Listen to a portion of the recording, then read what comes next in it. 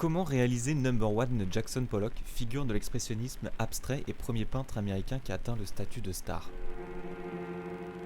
Pour faire votre peinture, il vous faut une toile de 2,20 m sur 3 m, des bâtons, des pinceaux plus ou moins larges, des vêtements sales, plusieurs pots de peinture acrylique de couleur blanc, noir, gris, beige, jaune pâle, bleu lavande, un médium de lissage, de l'huile de silicone, des bocaux, un atelier à Long Island. Une fois tous ces éléments réunis, devenez un initié à la peinture et pratiquez pendant 20 ans. Et oui, avant de réaliser ce tableau, Pollock a fait des études d'art. Il a commencé en réalisant des œuvres figuratives, mais en 1947, Pollock se lasse du surréalisme et se tourne vers l'abstraction.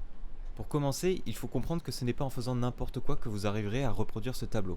Dans cette œuvre, nous retrouvons le dripping, qui veut dire laisser goûter. Les gouttes vont créer une superposition de couleurs du même spectre. On a longtemps attribué à Pollock l'invention de cette technique, alors qu'en réalité, c'est Jeannette Sobel qui fut sa créatrice. Le pouring, il faut répandre ou verser abondamment la peinture, ça amène un effet dynamique. Le all-over, c'est quand il y en a partout.